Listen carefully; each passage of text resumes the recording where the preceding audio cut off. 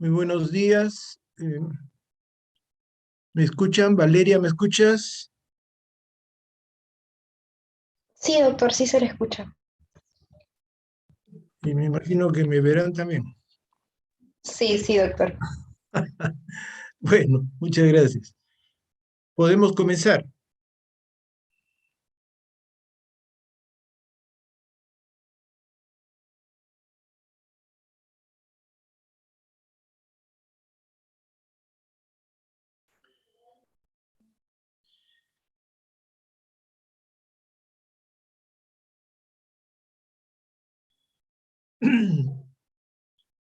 Bien, muy buenos días, estimados alumnos. Vamos a dar inicio a la teoría de hoy, eh, que se refiere al traumatismo obstétrico.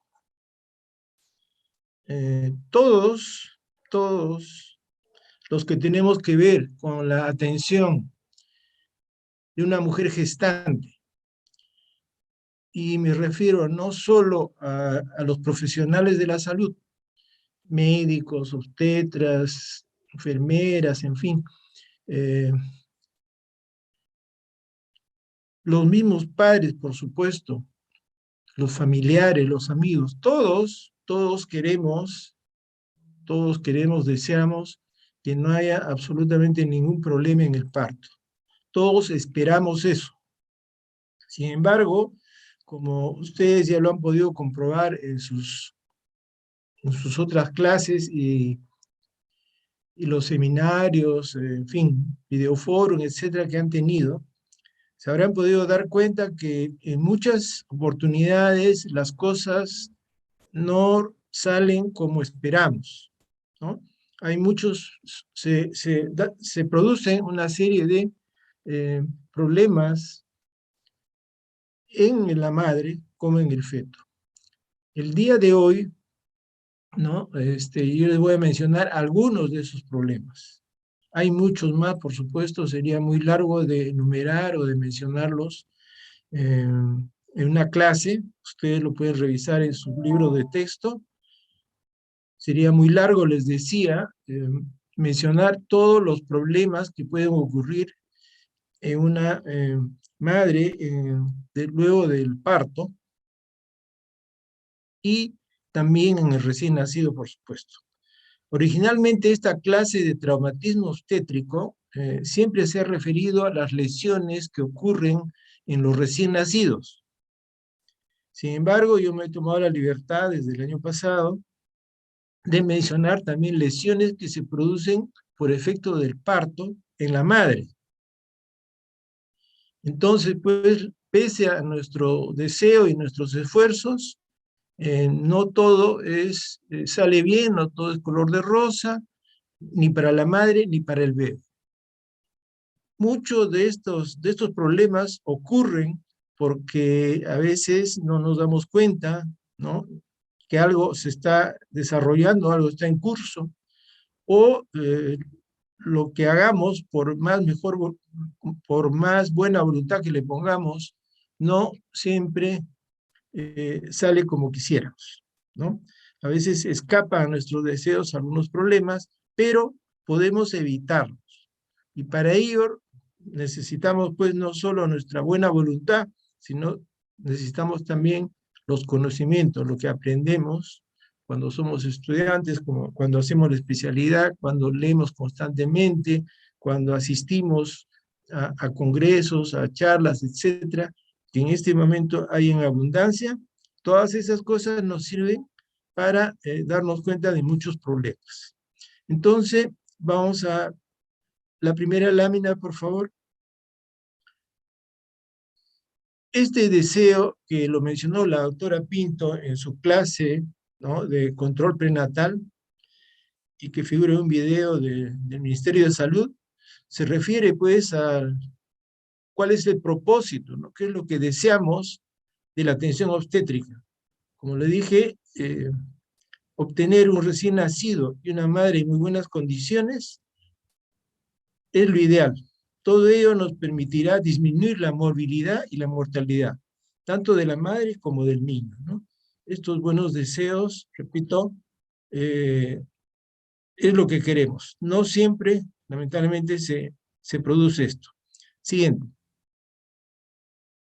¿Qué cosa es un trauma? ¿No? Un trauma es una palabra que se usa bastante en esta época, ¿no? Hay traumas físicos, traumas psíquicos, en fin, pero se define como una lesión, ¿no? Física generada por un agente externo, sea físico o sea psíquico, ¿no? Esta lesión ha sido generada por un perjuicio, un daño. Entonces, el trauma, pues, lo que nos produce es un daño. Puede producirse en la madre o puede producirse en el feto, lo que se llama el traumatismo obstétrico. Siguiente. En la madre, en el canal del parto, ustedes saben, el canal del parto que está formado, pues, por los genitales externos, la vagina, el cuello del útero, el útero, se pueden producir una serie de patologías, una serie de lesiones como consecuencias del parto, a veces del parto mal manejado o de algunos problemas que escapan a veces a nuestro deseo. Esas lesiones, me he tomado la libertad de clasificarlas en diferentes ítems, ¿no?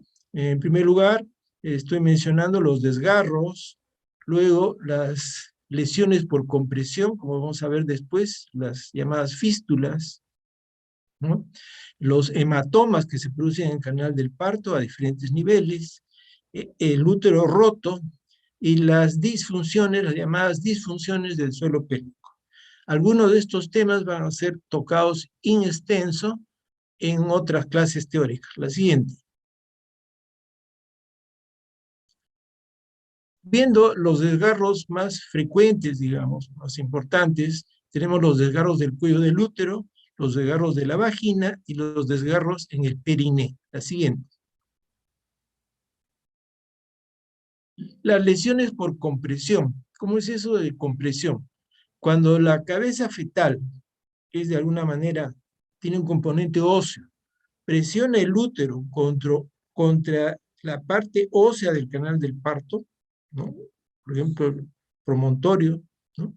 Entonces, esa presión constante que se produce porque no ha habido un buen análisis de la proporción entre el feto y la pelvis, esa presión constante, repito, de la cabeza fetal contra el útero y sobre el hueso pélvico de la madre, ¿no? Produce pues una isquemia primero y después una necrosis, que posteriormente se traduce en una fístula, o sea, una comunicación anormal entre diferentes órganos pélvicos.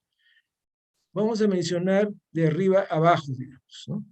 Las fístulas vésico-uterinas, o sea, entre comunicación anormal entre la vejiga y el útero, que en su mayor parte son complicaciones de las cesáreas o partos instrumentados.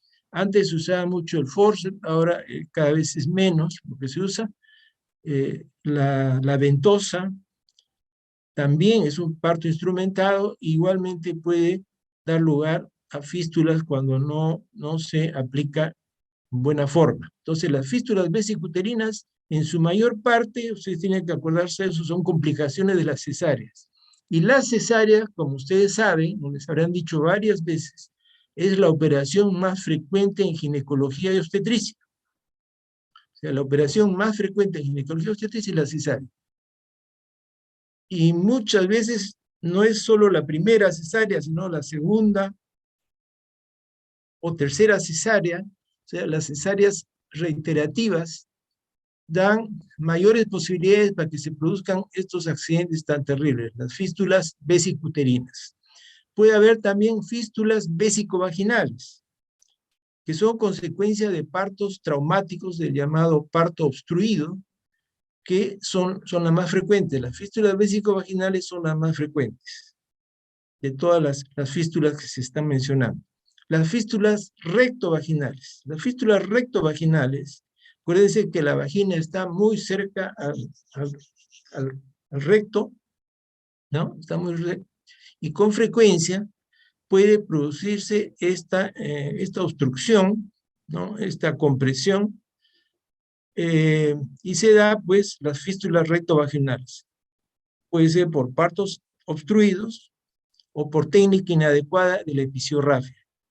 Es muy importante que cuando se haga la episiorrafia se revise, una vez terminada la episiorrafia, hacer un tacto rectal. Lo último que debemos hacer luego de una episiorrafia es un tacto rectal para descartar la posibilidad de que hayamos dado un punto, que hayamos atravesado la luz del recto. Si no nos damos cuenta de este detalle, esta paciente va a terminar haciendo una fístula rectovaginal.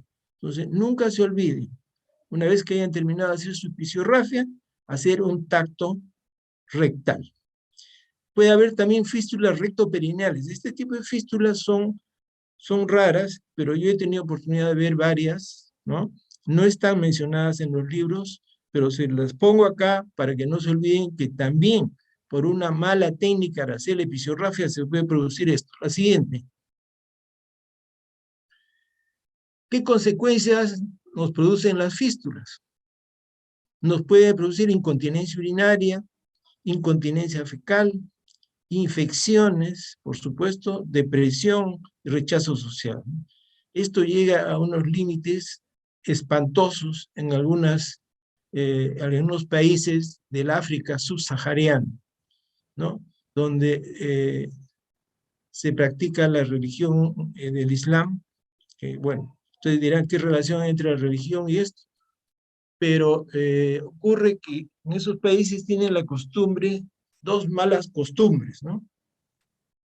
Que por más esfuerzo que se ha hecho para rechazar la mutilación genital, por ejemplo, por un lado, y por otro, los embarazos muy prematuros, porque a las niñas se las entrega en matrimonio, ¿no? Con hombres ya maduros, generalmente en la adolescencia, a veces incluso antes de la menarquia.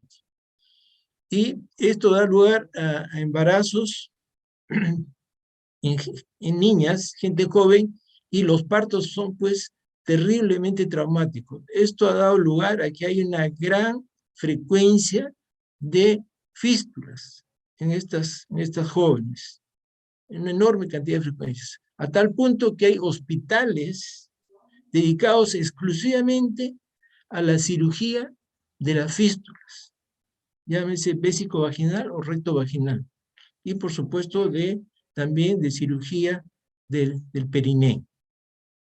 Como van a ver una foto que les voy a pasar después, se ve un grupo de mujeres que ya se les ha operado y se les está dando de alta. Bien, entonces pues, ¿por qué? ¿Qué ocurre? ¿No? Estas pacientes estas jóvenes tienen su parto, ¿no? En algún momento hacen una fístula y es rechazado por el marido la saca del hogar, la aíslan por el mal olor que despiden, ¿no? Y ella se siente pues una depresión terrible al margen de las infecciones urinarias y el rechazo de todo el grupo que vive ahí con ellas. La siguiente. ¿Qué es un parto obstruido? Para hacerles recordar que lo que ya les mencioné, cuando la cabeza del feto se apoya en el estrecho superior, pero no avanza, ¿no? Hay compresión, les decía, de la cabeza sobre el útero y sobre la parte ósea de la pelvis. Entonces, primero hay isquemia y esa parte isquémica se llega a necrosar, dando origen a las fístulas vésico-vaginales, vésico-cervicales o rectovaginales. Siguiente. En este dibujo ustedes pueden observar cómo la cabeza del feto, ¿no? La cabeza del feto está comprimiendo aquí en el estrecho superior, promontorio por un lado y el estrecho superior de la pelvis por otro. Hay una compresión permanente, porque es un feto de más o menos buen tamaño, o no es una pelvis desarrollada como es en un adolescente, y esto produce pues isquemia primero y después necrosis. La siguiente. Vean esta ecografía donde se puede observar la vejiga y aquí en el lado derecho el útero. Y acá ustedes pueden ver un trayecto fistuloso entre la vejiga y el útero, ¿no? Está señalado con las flechas acá, el trayecto fistuloso entre la vejiga y el útero. ¿Sí? Entonces, esto da lugar a que en determinado momento pueda salir incluso menstruación mezclada con orina a través del cervix. Siguiente. Este es otro tipo de fístula, la llamada fístulas vésico-vaginales. Ustedes ven acá la vejiga, ¿no? El trayecto fistuloso y la vagina, ¿no? Acá, en esta fotografía, se observa cómo un catéter, ¿no? Una sonda de Foley, atraviesa la fístula que hay entre la vejiga y la vagina, digamos. ¿Okay? Vean ustedes cómo la sonda ha entrado por el meato uretral, y sale por el trayecto fistuloso. ¿Correcto? La siguiente. Este es otro tipo de fístula, llamada fístula rectovaginal, comunicación anormal entre el recto y la vagina. Entonces pueden ver acá como una pinza de Bosseman ha atravesado ingresa por el recto y sale por la pared posterior de la vagina, ¿no? Como se puede imaginar, esto es absolutamente intolerable porque la paciente viene quejándose de que elimina gases constantemente, hay un mal olor permanente y también elimina heces. Esto es lo más desagradable para la paciente, para sus familiares, y significa pues un trauma enorme. Siguiente, por favor. Como les mencioné hace un momento, aquí hay un grupo de señoras, la mayoría muy jóvenes, que han pasado por un parto muy traumático. Un parto tan traumático que les ha producido fístulas. Esas fístulas han dado lugar a las incontinencias que ya les he mencionado, que a su vez produce un rechazo del grupo humano donde viven. Entonces las mujeres se sienten aisladas, se sienten que despiden un mal olor constante, y es realmente una tragedia. Y a estas señoras se les puede operar, entonces tienen que acudir a unos hospitales especializados que hay en esos países, ¿no? Y aquí en esta foto lo que se ve un grupo de estas señoras, que repito, la mayoría profesan la religión islámica, que han sido operadas y les está dando de algo y se les ha brindado algunos obsequios para que puedan llevar a sus domicilios. La siguiente. Y ustedes pueden ver otro tipo de desgarro, de trauma, esta vez en el cuello del útero. Aquí el trauma que está siendo reparado, ¿no? Con puntos en cruz. La siguiente. Ahora vamos a hablar sobre los hematomas. Las hematomas, o sea, las colecciones de sangre que al comienzo no se observan porque son en los tejidos subyacentes. En los hematomas, la parte externa está bien y por dentro es que se va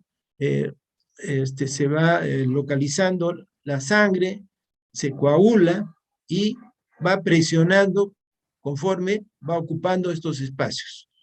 Generalmente los hematomas se dividen en dos tipos, ¿no? Hematomas por debajo del músculo elevador, como en este caso. Este es el músculo elevador. Aquí ustedes ven el hematoma, es un corte transversal. Este sería una mirada de frente. Ustedes ven aquí cómo el hematoma se está formando en la fosa isquiorrectal. La fosa isquiorrectal entre el recto y el isquion es una zona con un tejido celular subcutáneo tipo areolar, que muy fácilmente puede ser ocupado por sangre. Entonces, los hematomas, les decía que se dividen en dos grupos, los que están por debajo del músculo elevador del ano, y los que están por encima del músculo elevador del ano. La siguiente, por favor. Ustedes pueden ver acá el músculo elevador del ano y un hematoma por encima del músculo elevador del ano. Estos hematomas son mucho más difíciles de diagnosticar porque, primero, que no se ven, ¿no? La paciente solamente refiere un dolor nada más intenso en la zona pélvica, pero como recién ha dado a luz, ¿no? Todo el mundo piensa que puede ser simplemente por el mismo trauma del parto reciente, ¿no? Pero estos hematomas tienen el problema que pueden seguirse diseminando y prácticamente se acumulan entre las hojas del ligamento ancho y a veces van hasta el retroperitoneo. La siguiente. Ustedes pueden ver acá un hematoma que está por debajo del músculo elevador. Ven, aquí se ha hecho una episiorrafia. Originalmente estaría acá. Este es el lado sano, si se quiere, el lado izquierdo de la paciente. En el lado derecho ven como tremendo hematoma que no solo se observa, ¿no? Como la piel está totalmente presionada, tensionada, y hay un enorme edema también que acompaña. Los puntos están tirantes. Todo esto implica pues un cuadro de muchísimo dolor. Y el tratamiento es soltar todos estos puntos, evacuar todo el hematoma, ubicar algún vaso si hubiera y volver a reparar luego de hacer un lavado con suero fisiológico. Y por supuesto esta paciente va a quedar con un DREN que se le tiene que poner, analgésicos, se le tiene que dar antibióticos, etc. La siguiente. Les decía pues que los hematomas son consecuencia de desgarros de los vasos que están debajo de los tejidos. O sea, el tejido aparentemente se ve sin ninguna lesión, ¿no? Y el síntoma principal es el dolor en el sitio del hematoma. La paciente se queja de mucho dolor.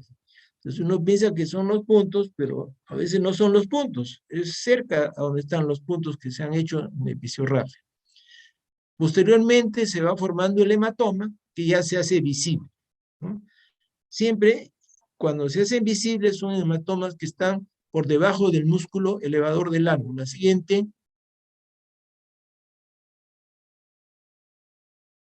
Estos hematomas que están por debajo del músculo elevador del ano se sitúan pues en la región vulvar, en el periné y en la fosa isquiorrectal. Los que están por encima, les decía hace un momento, son muy difíciles de diagnosticar y pueden llegar hasta el ligamento ancho o hasta el espacio retroperitoneal, que a veces se requiere tomografías o resonancias magnéticas para llegar a un diagnóstico. Y si eso se comprueba, con mucha frecuencia hay que hacer laparotomías para tratar de evacuar el hematoma que se ha producido y muchas veces incluso se llega a sacar el útero, ligar las hipogástricas, en fin, lo que comenzó con algo que aparentemente es simple, termina complicándose terriblemente. En estos casos, cuando los hematomas son por encima del músculo elevador del ano, hay un dolor en el hipogastrio y en algunas oportunidades se menciona que se puede palpar una tumoración junto al útero, con anemia progresiva. Personalmente no he sospechado a veces de estos hematomas, pero no he tenido oportunidad de ver esto que se menciona. Siguiente. El tratamiento, como también ya les dije, hay que drenar los coágulos, hay que hacer hemostasia, hay que hacer taponamientos a veces,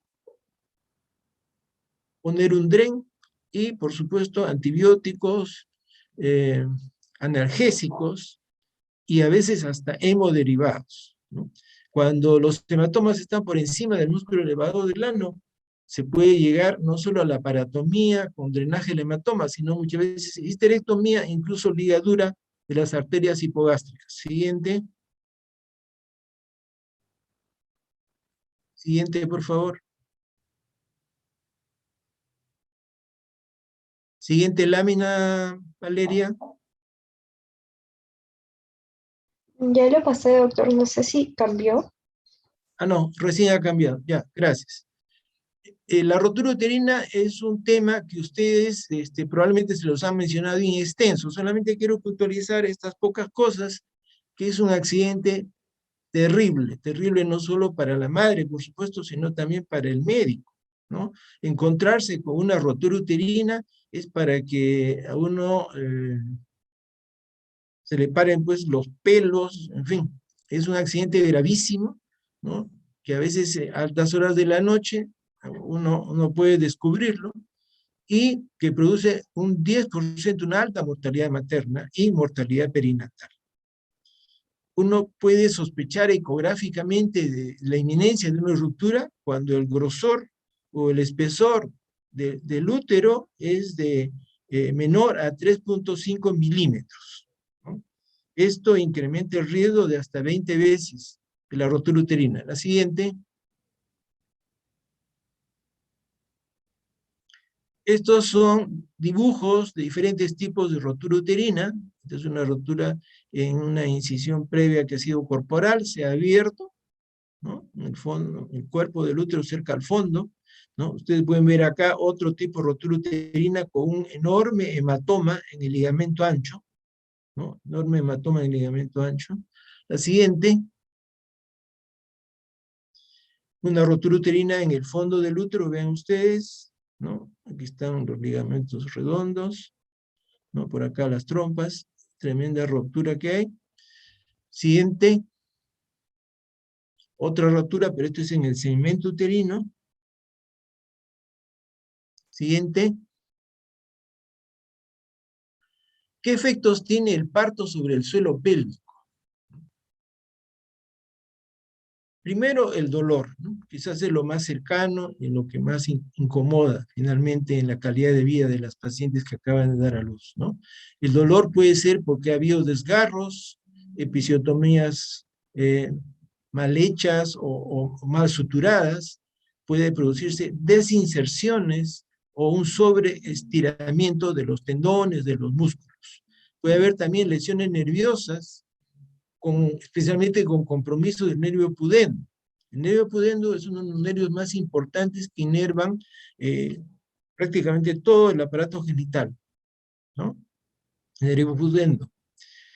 También se producen disfunciones urinarias, puede haber incontinencia urinaria, puede haber retenciones, por supuesto, disfunciones sexuales, dispareunia, una vez que se produce una mala cicatrización por una episiorrafia mal hecha, hay dispareunia. Y finalmente, en las mujeres que han pujado mucho, que han tenido fetos macrosómicos, los prolapsos, sea de la vejiga, del recto, del mismo útero, los famosos prolapsos, que son sumamente frecuentes en mujeres que han tenido varios hijos, parto vaginal. La siguiente, les mencionaba del nervio pudendo, ¿no? Puede lesionarse durante el parto, en el expulsivo, o cuando una episiotomía es muy extensa. El estiramiento, ¿no? Y la irritación del nervio pudendo desemboca en un dolor intenso, un dolor neuropático paroxístico, que puede ser quemante o lancinante. Es una cosa muy, muy, muy desagradable. Felizmente no es frecuente esto. La siguiente. Ahora vamos a ver algunas lesiones en los fetos. Hemos visto en las madres, les mencioné algunas, no son todas por supuesto, pero ocurren pese a los buenos deseos que podamos tener. Igualmente pasa en el feto, ¿no? Las lesiones que se producen en el recién nacido, eh, más que durante el trabajo de parto, se producen durante el nacimiento.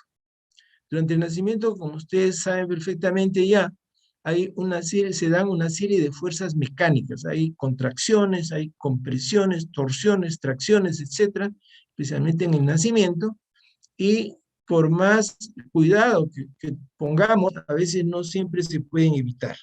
La siguiente.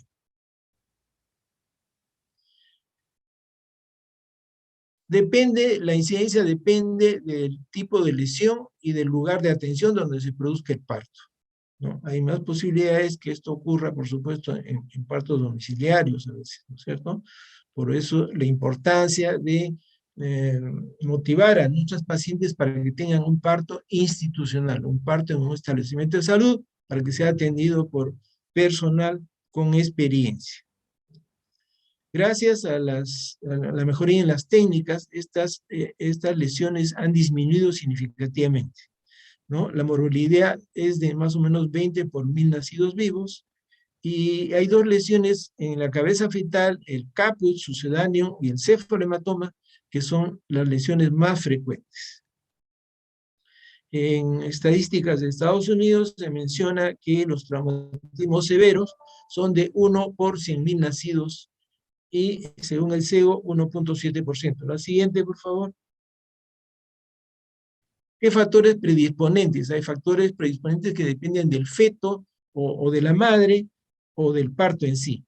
Del feto, obviamente, un feto muy grande, un feto macrosómico, un feto que pasa de los 4 kilos, los 4.000 gramos, ¿no? Tiene gran predisposición a tener traumas él mismo y producir traumas en la madre también. Una de las causas de atonía uterina que les habrán mencionado es justamente la macrosomía fetal. Los recién nacidos pretérmino, pese a que son pequeños, a veces los partos son muy rápidos, son precipitados, y esto produce lesiones en la cabeza del feto, ¿no? Cabezas muy grandes, o en los embarazos gemelares, que a veces se requiere hacer maniobras obstétricas como la versión interna y gran extracción. En una mujer que da luz por primera vez o es muy bajita, por debajo de 1,43, o tiene alguna anomalía pélvica, es muy probable que se pueda considerar como un factor predisponente, y, por supuesto, dar lugar a una serie de traumatismos, no solo en la madre, sino también en el feto, ¿no? Las presentaciones anómalas, si no nos damos cuenta, podemos terminar produciendo lesiones en el feto. Los partos instrumentados de por sí, al ser, si no son al menos aplicados por gente experimentada, podemos producir graves lesiones en la cabeza fetal. Los explosivos muy rápidos o explosivos prolongados, y las distocias de otro tipo. La siguiente. En el recién nacido pueden presentarse lesiones en el cráneo externas, intracraneales o internas, y lesiones encubiertas, ¿no? Estas lesiones pueden dar lugar a hemorragias sudurales, hemorragias epidurales, hemorragias intracerebrales, y pueden ocurrir incluso de un parto vaginal espontáneo donde no se ha observado ningún incidente. En primigestas, especialmente, a veces se observa lo que se llama el moldeamiento de la cabeza fetal, que es la cabeza así como si fuera una torre, ¿no? Como un cono. Este moldeamiento desaparece muy rápidamente y no implica patología alguna. Siguiente. La hemorragia intracraneal, ¿no? Generalmente está relacionada con la edad gestacional. En los niños pretérminos, en los prematuros, la hemorragia intracraneal se debe a hipoxia y a isquemia. En cambio, en los niños a término, el trauma es generalmente la causa más frecuente de hemorragia intracraneal. En algunos recién nacidos puede no encontrarse la causa. En muchos casos, esta hemorragia es asintomática y incluso puede darse espontáneamente, ¿no? Como mencionan estos autores. Siguiente. Aquí ustedes pueden ver en el texto de Williams tipos principales de hemorragia intracraneal neonatal. Como ven ustedes, hay diferentes tipos: subdurales, intracerebelosas, intraventricular, en fin, subaracnoidea, etcétera. Diferentes tipos de hemorragias intracraneales neonatales. Siguiente. Entre los hematomas extracraneales que ya les mencioné, son los más frecuentes, ¿no? ¿Qué son los hematomas? Son colecciones de sangre que se acumulan fuera de la bóveda del cráneo. Los más frecuentes, ya les he dicho varias veces, el caput sucedáneo, el cefalohematoma, la hemorragia subgaleal. Si observamos la cabeza fetal y vamos de afuera hacia adentro, nos vamos a encontrar con diferentes estructuras. Por fuera, por supuesto, está el piel con cuero cabelludo, ¿no? Luego, tejido subcutáneo, la llamada gala aponeurótica, el espacio subgaleal y el periósteo de la bóveda cerebral. Siguiente. Ustedes en este dibujo pueden observar como diferentes tipos de lesiones, ¿no? Aquí esta lesión corresponde al caput sucedáneo. Ustedes pueden ver cuero cabelludo, ¿no? Edema. El caput no es otra cosa más que edema, que se produce por encima de la aponeurosis, ¿no? Aquí pueden ver el hematoma. Esta vez sí es sangre, ¿no? Que está debajo de la galea, que se llama, por eso se llama hemorragia subgaleal. Este es el espacio galeal y está ocupado por una hemorragia, ¿cierto? Muy bien, aquí está el cerebro, periósteo, y poco más abajo, finalmente, pueden ver ustedes el cefalohematoma. El cefalohematoma y el caput sucedáneo son las lesiones más frecuentes, pero la más peligrosa es esta hemorragia subgaleal, como vamos a ver después. La siguiente.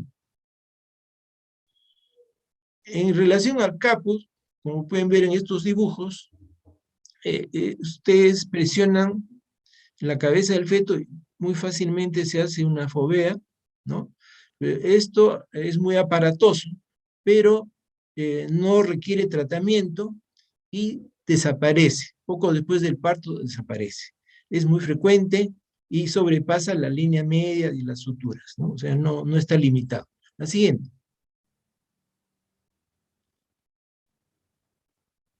Entre las lesiones craneales, el cefalohematoma se caracteriza, ustedes pueden ver acá, se caracteriza porque está de alguna manera limitado por las suturas. Como está debajo del periósteo, al estar densamente adherido al hueso, impide un rápido agrandamiento y las suturas limitan el tamaño del hematoma.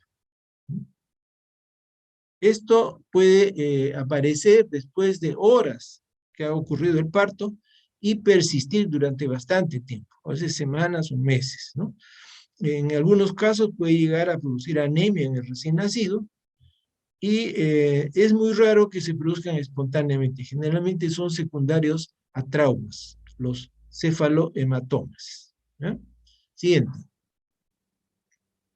La hemorragia subgaleal, esta es quizá la más peligrosa de las hemorragias extracraneales, ¿no? Se produce en las hemorragias subgaleal por laceración de alguna de las venas emisarias. Y el sangrado, ¿no?, está debajo de la gala aponeurótica, o sea, está entre la gala aponeurótica y el periósteo del cráneo fetal. Es común en los partos quirúrgicos, aunque se puede dar también espontáneamente en algunos partos, en partos espontáneos normales.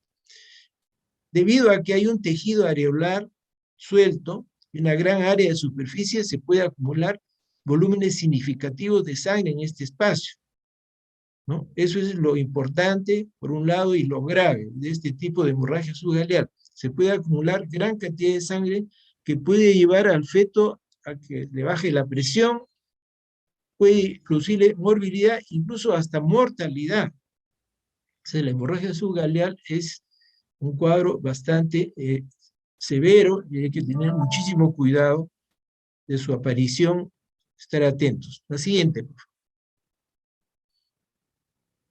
En la piel puede haber diferentes tipos de lesiones, ¿no? Las petequias son relativamente frecuentes, a veces se observan también en la madre cuando hace mucho esfuerzo por pujar, ¿no? Y se le producen petequias, pequeños puntos hemorrágicos. En el caso del feto, aparecen en la parte de la cabeza fetal, digamos, que es la que se presenta en el momento del parto. Ahí hay una enorme enorme presión intratorácica que se da durante el paso del tórax por el canal del parto. También desaparece rápidamente y solamente hay que observar. La siguiente. la adipononecrosis subcutánea. La adipononecrosis subcutánea, como su nombre lo indica, hay una necrosis del tejido celular subcutáneo, ¿no? Y está circunscrita a la piel. Puede o no haber cambios en la coloración. Aparece poco después del nacimiento, entre el 6º a 10º día de vida. Igualmente no requiere tratamiento y seguirá desapareciendo poco a poco. Siguiente.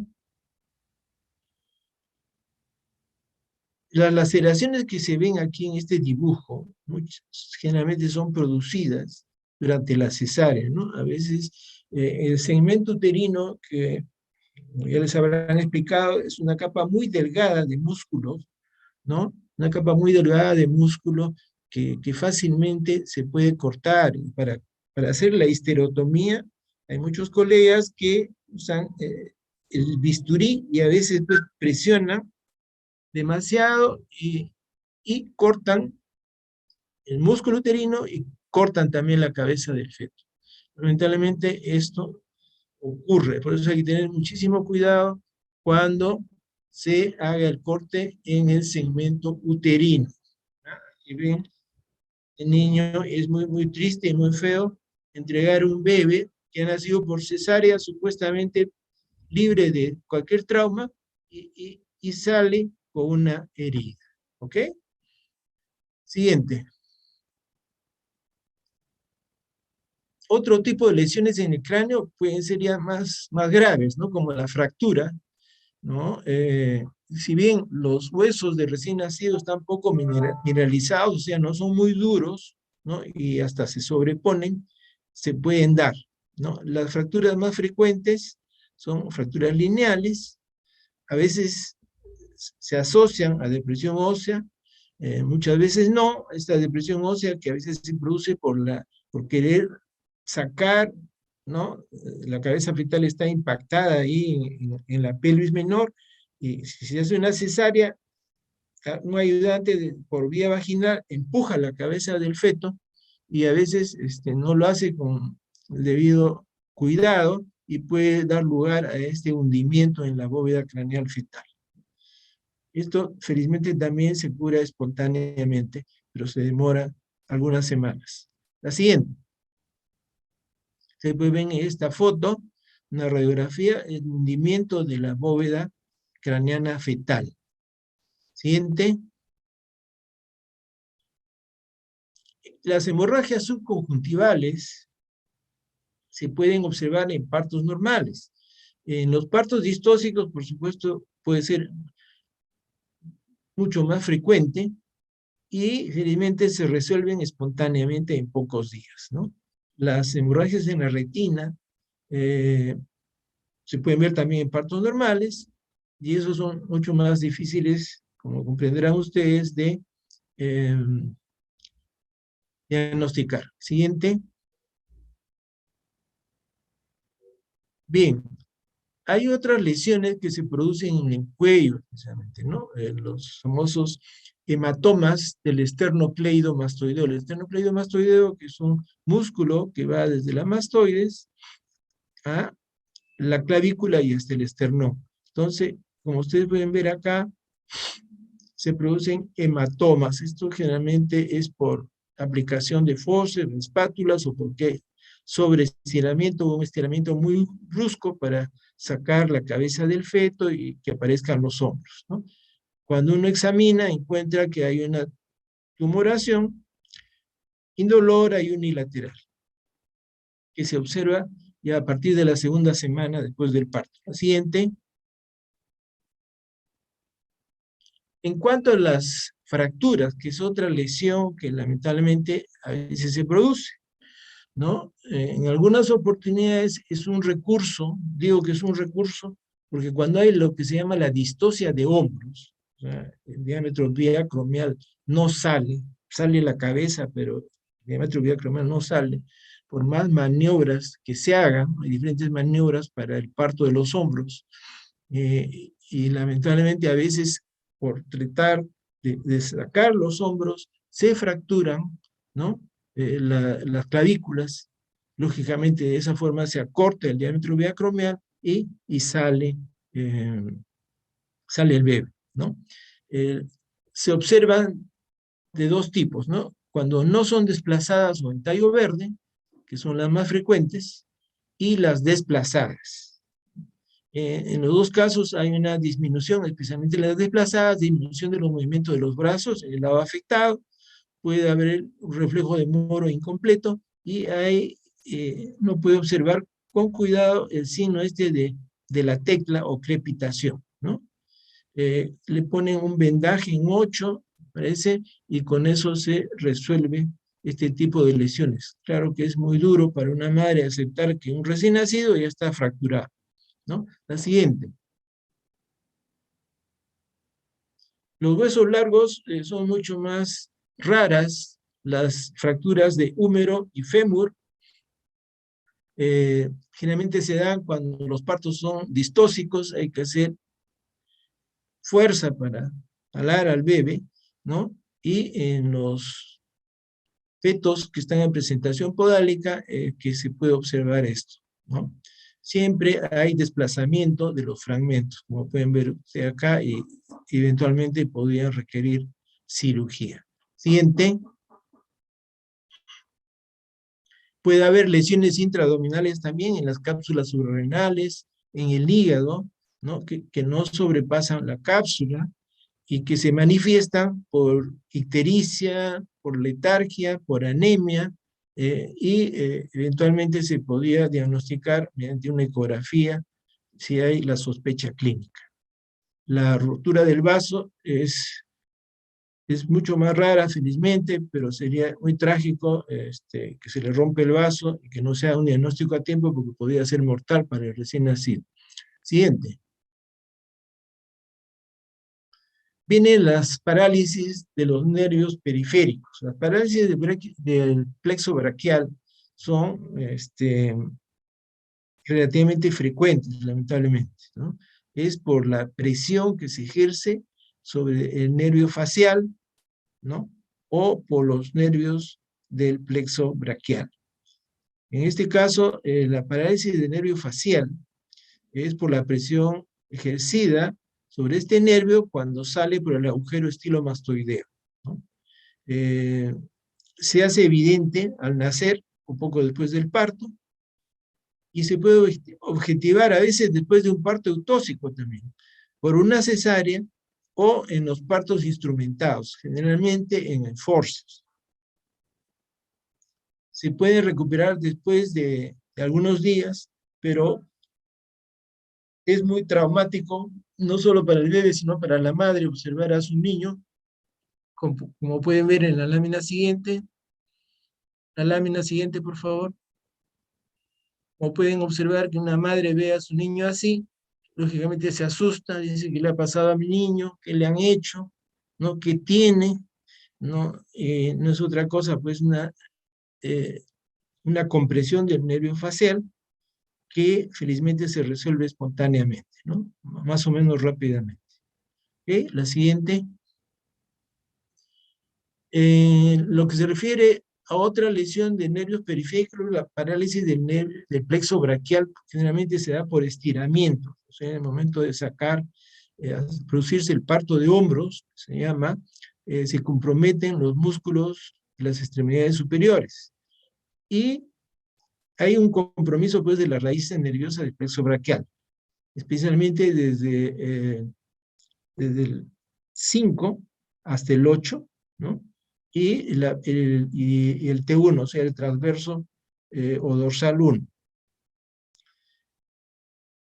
Estas maniobras que se hacen para sacar al bebé producen, pues, elongación o arrancamiento de las fibras nerviosas del plexo braquial. Esto demora mucho más, por supuesto, en recuperarse, y también es sumamente traumático para una madre observar que su niño está con el brazo que no lo puede mover, que lo tiene torcido, y es una angustia muy grande. La siguiente. Entre las parálisis de los nervios periféricos, dos son las más frecuentes, ¿no? La parálisis llamada de Duchenne y la parálisis que es mucho más rara.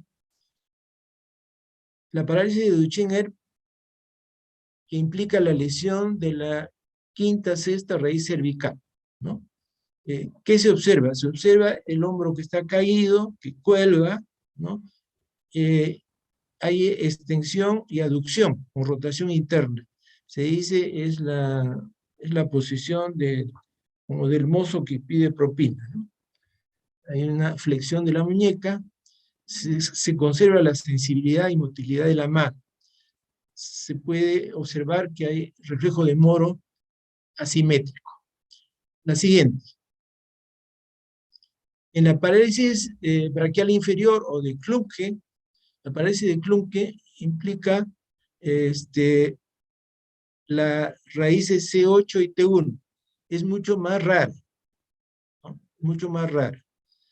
Clínicamente se observa la mano paralítica en garra, se asocia al compromiso del simpático cervical en algunas oportunidades. Cuando se compromete el simpático cervical, hay una serie de cambios que se observan en el llamado síndrome de Claude-Bernard-Horner, síndrome de Horner, donde hay ptosis palpebral, donde hay miosis, enoftalmos y anhidrosis, ¿no? Todos estos signos comprenden el llamado síndrome de Horner, ¿no? Que está asociado pues a la parálisis de Klumpke. También se puede producir la parálisis braquial total. Después de la de Duchenne es la que continúa en frecuencia, la parálisis braquial total, donde hay compromiso de la raíz quinta cervical y la primera dorsal. Es la segunda en frecuencia, después de la parálisis de Duchenne, ¿no? Clínicamente se observa toda la extremidad superior está flácida, no se mueve y hay ausencia de reflejos. También puede haber alteración de la sensibilidad. Siguiente. Cuando se compromete el nervio frénico, puede haber parálisis diafragmática. Esto se da partos instrumentados o cuando se produce el parto en podálica. Hay un compromiso, como ya les mencioné, del nervio frénico, generalmente es unilateral. Cuando es bilateral sí es muy grave porque puede requerir, ¿no? Puede requerir ventilación mecánica, o sea, habría que intubar al recién nacido para proporcionarle ventilación mecánica porque está paralizado totalmente el diafragma. La siguiente.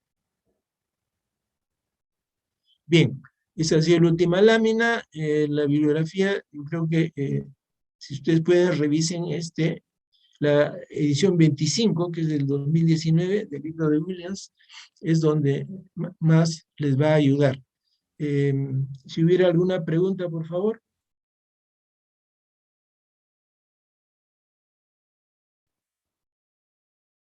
¿Alguna pregunta, Valeria?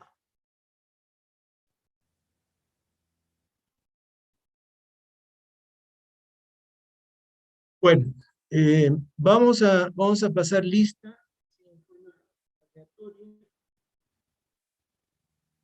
Voy a comenzar. Acosta Tejada Marta.